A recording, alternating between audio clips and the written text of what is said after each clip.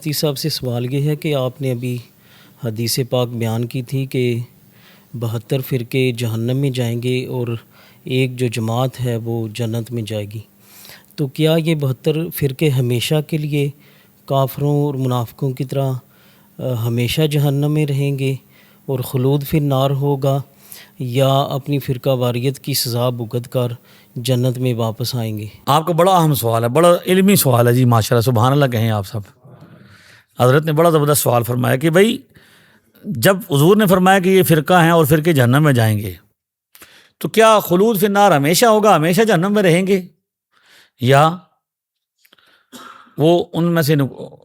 جو ہے وہ جنت میں بھی واپس جنت میں بھی آئیں گے؟ تو اس کا جواب یہ ہے کہ بھئی پہلی بات تو یہ ہے کہ یہ اللہ تعالیٰ کے ابدی اور ازلی علم کے اندر ہے کہ کس کا انجام کیسے ہونا ہے، اور کس کا خاتمہ ایمان پر ہوا اور کس کا خاتمہ کفر پر ہوا۔ اب اگر بد عقیدگی اس درجے کی ہے جو حد کفر تک پہنچ گئی، جیسے کہ سیدی اعلیٰ حضرت نے بڑا تفصیل کے ساتھ، لوگوں نے اعلیٰ حضرت کو پڑھا ہی نہیں، اگر اعلیٰ حضرت کو ایمانداری سے پڑھ لیا جائے الحمدللہ سارے مسئلے حل فرما کے گئے ہیں۔ بد عقیدگی اگر حد کفر تک پہنچ جائے، حد کفر تک پہنچے، بھی کفر میں پر بندہ اتنا گندا عقیدہ ہو گیا تھا، کفر ہی ہے، تو ظاہر ہے جس کا خاتمہ کفر پر ہوا وہ تو قرآن سے بھی اور حدیث سے بھی ثابت ہے کہ خالدین فیہا ابدا، اس میں ہمیشہ رہیں گے۔ لیکن اگر بد عقیدگی اس درجے تک نہیں پہنچی ہے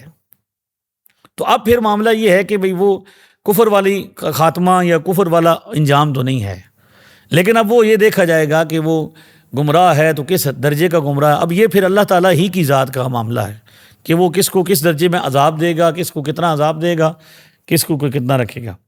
لہٰذا حدیث شریف میں ہے کہ بندہ جو ہے نا یہ جنتیوں والے عمل کرتا رہتا ہے، مفہوم اس کا میں عرض کر رہا ہوں، حتیٰ کہ تقدیر سبقت کر جاتی ہے اور آخر میں کیا ہو جاتا ہے، جہنمی۔ اور اسی طرح جنتیوں والے عمل کرنا شروع کرتا ہے تو آخر میں کیا ہوتا ہے، اس کو